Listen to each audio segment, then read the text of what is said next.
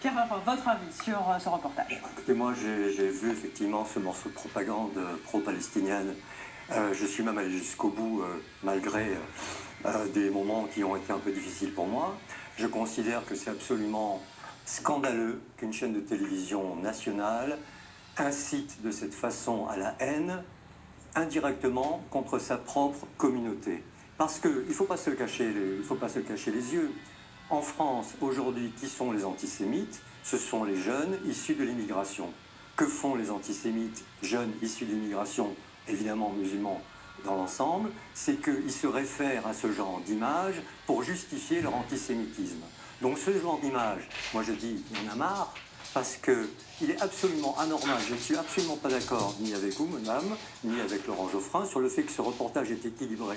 Il est totalement déséquilibré et de la façon la plus gobélienne qu'on puisse imaginer. C'est-à-dire qu'on vous fait passer des images qui sont atroces, qui sont spectaculaires, qui sont putassières, parce que ça fait... Putassière, c'est utiliser la misère humaine de Gaza pour faire de l'audience. Parce que c'est ce que fait la presse et c'est ce que font les médias depuis des années. On utilise la misère, le malheur de ces gens qui servent de bouclier humain au Hamas, qui est une organisation terroriste et qui ne fait ça que dans un seul but. C'est que pour les gens comme France 2, pour que des journaux comme Libération titrent derrière avec ce genre de titre et fassent monter la sauce. Parce que moi, je suis allé... Pardon, je ne vous ai pas interrompu. Oui, excusez-moi de vous interrompre parce que ça me choque un peu. Non, on les invente pas, ces images, c'est une réalité. Mais alors, je vais aller encore plus loin. Pendant la Deuxième Guerre mondiale, on aurait pu mettre des caméras à Berlin pendant que les Alliés bombardaient Berlin. Vous auriez vu des enfants estropiés, plein. Et malheureusement, l'Allemagne était nazie, donc il fallait faire quelque chose. Et là, vous avez imaginé que l'Espagne soit prise par Daesh. C'est juste une imagination. La France est entre les mains de Daesh. Et elle balance régulièrement, tous les vendredis, des milliers de gens qui veulent envahir la France pour aller tuer des gens à Toulouse, à Perpignan. Qu'est-ce que l'armée française ferait, à votre avis? Vous ne pensez pas qu'on aurait beaucoup plus en 6 mois que seulement 200 morts? Si c'était l'armée française, on en aurait 20 000. Si c'était n'importe quelle armée au monde, on en aurait des milliers.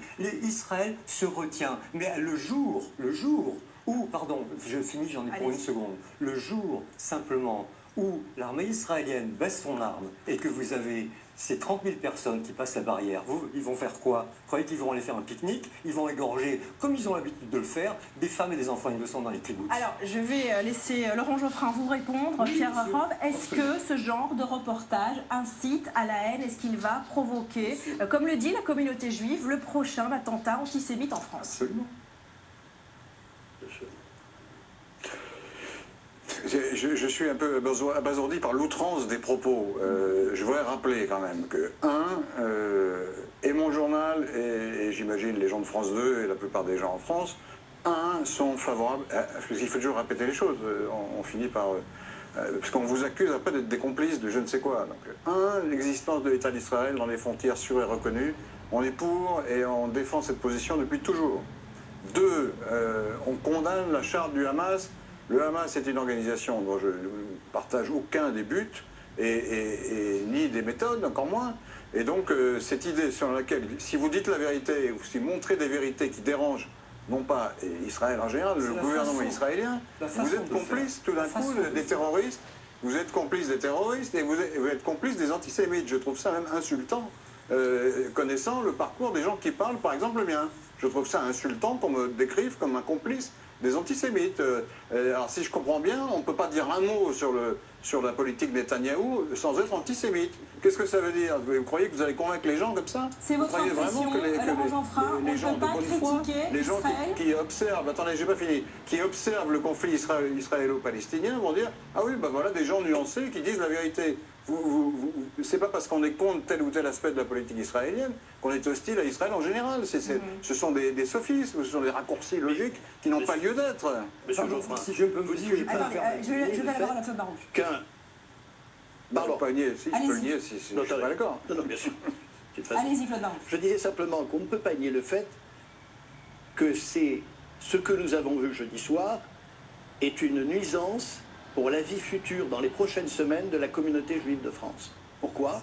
Parce que, comme le disait Pierre Herov tout à l'heure, ce qu'on nous a montré explicité par un général israélien qui a parlé 35 secondes et par un soldat qui ne savait pas de quoi on lui parlait, vous l'avez vu comme moi, donc je ne suis pas en train d'inventer, comment on peut dire aujourd'hui que ce que nous avons vu ne risque pas demain, dans le 19e, à Créteil, à Sarcelles, d'entraîner... Mais ne vous inquiétez pas, les gens en France, ils ont tous les moyens de s'informer, bien ou mal, de la situation en Israël et en Palestine. Non, mais pas quand elle est Donc il vaut mieux que ce soit des chaînes publiques qui le fassent plutôt que des sites dans tous les sens. Je suis d'accord avec vous à condition qu'encore une fois ce soit impartial. Mais après, moi je ne demande pas... Je demande on va pas revenir sur le reportage. Bien sûr, il est partial.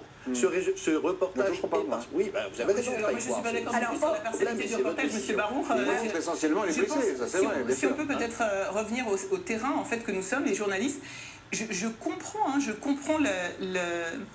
l'inquiétude des Français juifs, je comprends leur inquiétude avec la montée de l'antisémitisme. Néanmoins, moi je suis une correspondante, je suis journaliste. Moi aussi je me sens insultée, désolée Monsieur Rehov, par vos propos. Enfin je suis pas désolée, c'est vous qui m'insultez, donc c'est pas à moi de désolée. Mais je comprends vraiment pas ce qu'on veut qu'on fasse. Enfin je veux dire, d'abord... Est-ce que vous sentez que vous avez une responsabilité morale en tant que journaliste, mais j'ai une responsabilité dans un climat, en tant que journaliste d'antisémitisme en France, de manière générale, c'est-à-dire que j'utilise des mots que je pèse, j'utilise de manière générale, et je n'ai pas couvert que le conflit israélo-palestinien dans ma vie de journaliste. J'ai une responsabilité pour mes auditeurs, pour mes lecteurs, de ce que j'écris, et ce que j'écris est vérifié, et ce que j'écris est le plus honnête possible. Maintenant, oui, effectivement, quand vous êtes dans un conflit, les choses sont plus sensibles, vous savez que vous avez une responsabilité un peu différente, mais vous êtes dans un conflit encore une fois, et vous avez l'obligation du journaliste d'aller voir les deux côtés. Et le côté palestinien, c'est ce que ce reportage a montré, le côté palestinien de Gaza, avec sincèrement une honnêteté journalistique tout à fait... Alors, Claude Barouche, Laurent Chauffrin soulignait une vraie question en se posant la question de savoir si on a le droit aujourd'hui de critiquer Israël sans être accusé en France d'attiser l'antisémitisme.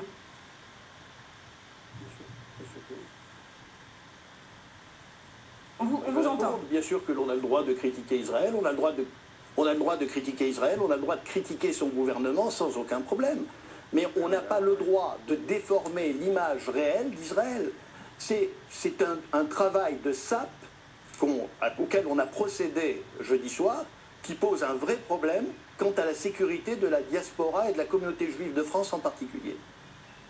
Pierre Rehov. Moi, je voudrais simplement ajouter quelque chose.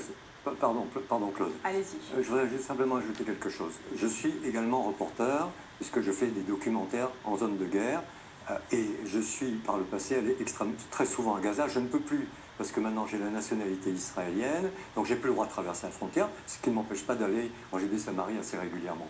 Maintenant, ce qui se passe, c'est qu'en Israël, c'est une démocratie. Vous pouvez aller devant les bureaux du Premier ministre et l'insulter. C'est le nom réel. Ce n'est pas parce que la Jordanie, après avoir occupé cet emplacement... On ne va pas refaire l'histoire. Pierre Rehov, on ne va pas refaire l'histoire ce soir. C'est M. Geoffrin. Il faut bien que je lui réponde s'il me répond.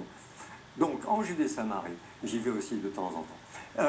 Donc, lorsque vous travaillez en Israël en tant que reporter, journaliste, etc., vous êtes libre, on ne va pas vous mettre en prison pour ce que vous dites.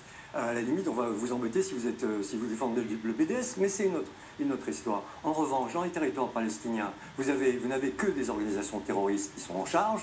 La meilleure d'entre elles, on va dire la moins méchante, c'est l'OLP, donc l'autorité palestinienne, mais il n'y a pas de liberté de parole, il n'y a pas de liberté de presse. Donc un journaliste qui veut faire son travail et qui veut le faire correctement... On s'éloigne du débat.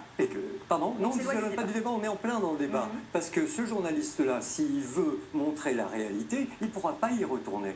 Et la réalité, elle n'est pas... C'est vrai qu'il y a des blessés, c'est vrai qu'il y a des morts, mais ce spectaculaire-là, il ne correspond pas à la réalité de l'information. Parce que ça, c'est ce que veut le Hamas. Le Hamas les pousse en avant, les femmes, les enfants, les bébés, il les pousse en avant pour que la presse les montre. Et moi, je trouve ça non seulement honteux, mais scandaleux pour ces gens-là aussi, parce que ce sont des êtres humains comme moi, et ça me fait de la peine quand je vois des jeunes se faire descendre en croyant que réellement ils vont rentrer dans un pays qui ne leur appartient pas, dans un droit au retour qui n'existe pas, parce que ces gens-là, ils n'ont jamais foutu les pieds en Israël. Donc comment ils peuvent dire le droit au retour? Droit au retour où?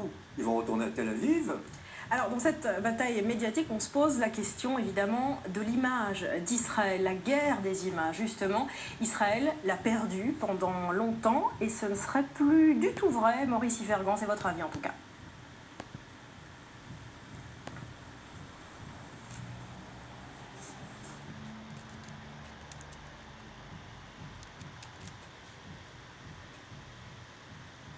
C'est une banalité.